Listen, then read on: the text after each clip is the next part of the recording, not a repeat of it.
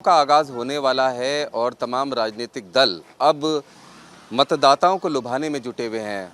अलग अलग घोषणाओं के जरिए मतदाताओं को रिझाने की कोशिश की जा रही है, लेकिन जो देश का मतदाता है वो एक तरह से अपना मन बना चुका होता है। सबसे अहम बात यह है कि कौन किसे वोट देगा ये जब बैलेट बॉक्स खुलता है, जब ईवीएम मशीन का रिज़ल्ट आता है तभी पता चल पाता है। लेकिन एक रुझान आने शुरू होते हैं, एक लोगों की सोच होती है जो उनकी बातों से काफ़ी हद तक ज़ाहिर हो जाती है।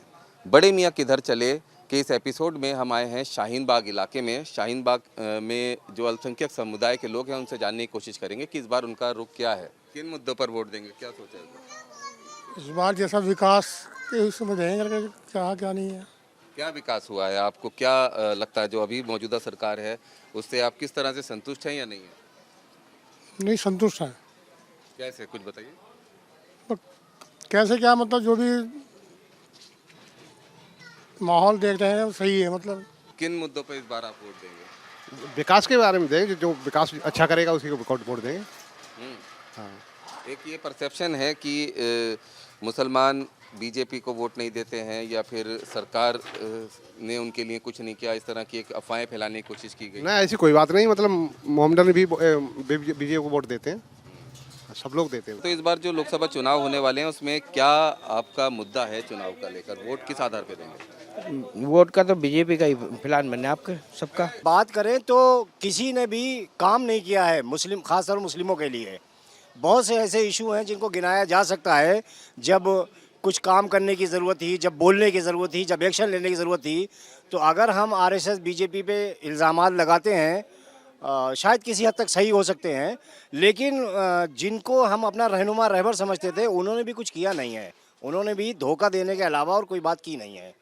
तो मेरा अपना मानना ये है कि अगर पॉलिटिकली, क्योंकि हम अपनी मस्जिद का कोई इमाम नहीं चूज़ कर रहे हैं, अगर पॉलिटिकली किसी को चूज़ कर रहे हैं तो अगर हम क्या नाम है, मल्लिका अर्जुन को अपना ये कह सकते हैं सदर है, तो फिर हम जेपी नड्डा को भी सदर बोल सकते हैं। अगर पॉलिटिकल बात करें तो मेरा अपना मानना ये है। लोकसभा चुनाव में क्या मुद्दे हैं आपके, किस आधार पर वोट देना चाहिए? बस इसी मुद्दे पे देंगे ताकि यहाँ का विकास बढ़िया हो जाए। विकास की ज़रूरत है, गरीब और लोगों को तो विकास की ज़रूरत होती है ना। पानी आ जाए यहाँ पीने का पक्का, और सड़कें बढ़िया हो जाए। हर मतलब गरीब के लिए जो काम है सभी सुविधा होनी चाहिए गरीबों की, इसी उस पर बोल रहे हैं। प्रधानमंत्री मोदी की बात करें तो प्रधानमंत्री मोदी को लेकर मुस्लिम समाज में अलग अलग बातें हैं। बहुत सारे लोग, दूसरे राजनीतिक दल अलग अलग तरह की बातें करते हैं। तो एक आम युवा मुसलमान होने के नाते आपको क्या लगता है इस बारे में? देखिए, मोदी सब पे भारी है कि वो भारी हैं कहीं ना कहीं, और उनका विकास की वजह से वो भारी हैं। आज पूरे हिंदुस्तान में कैसे सड़कें बन गई, कैसे बन गई इन 10 सालों के अंदर। आज देखिए, आप पश्चिम उत्तर प्रदेश, कहीं ना कहीं आप भी पश्चिम उत्तर प्रदेश से आते हैं, मैं भी पश्चिम उत्तर प्रदेश से आता हूँ। क्या हालात थे हमारे पश्चिम उत्तर प्रदेश में, आप देखिए किस तरह से बेहतरीन हाईवे बन रहे। तो कैसे बन रहे? कहीं ना कहीं ये सरकार पावर में है तभी तो बने हैं ना। ये नरेंद्र मोदी सरकार है। हमारे जो मिनिस्टर हैं नितिन गडकरी साहब, कितना बेहतरीन शानदार काम कर रहे हैं। तो इस बार 24 में कोई रोक नहीं सकता। कितने ही जोर लगा लें, कितने ही गठबंधन कर ले, जितने भी विपक्षी दल हैं, कहीं ना कहीं दोबारा फिर सरकार आ रही है और ताकत के साथ आ रही है। और मुझे लगता है कि अगले 24 में सरकार आने के बाद जो और काम बाकी हैं वो सब होंगे, इंशाल्लाह होंगे, ये पूरी उम्मीद है। देखिए, मुद्दे ये है, महंगाई तो बढ़ ही रही है, इसमें तो दो राय नहीं है।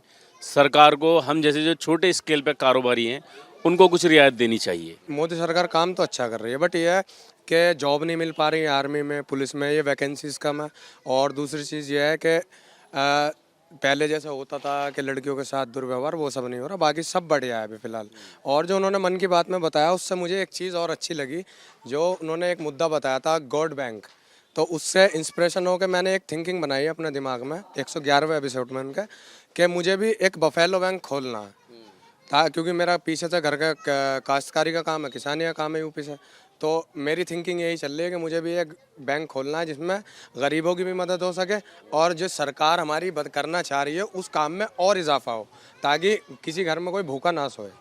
शाहीन बाग में इस समय हम मौजूद थे और शाहीन बाग के जो युवा हैं, बुजुर्ग हैं और यहाँ के जो वोटर्स हैं, उन्होंने अपनी राय बताई। उनका सीधे तौर पर कहना है कि विकास सबसे बड़ा मुद्दा है और शांति व्यवस्था देश में बनी रहे, साथ ही साथ मन की बात से भी खासे इंस्पायर ये लोग दिखे हैं। लेकिन सच्चाई क्या है, वोट किसको पड़ेंगे और कितने पड़ेंगे, इसका जो पता चलना है वो वक्त के साथ ही पता चल पाएगा, क्योंकि जिस दिन वोटिंग होगी उस दिन क्या मुद्दे होते हैं, क्या जो आज इन लोगों की सोच है, क्या वो वोट में बदल पाती है या नहीं, ये देखने वाली बात होगी।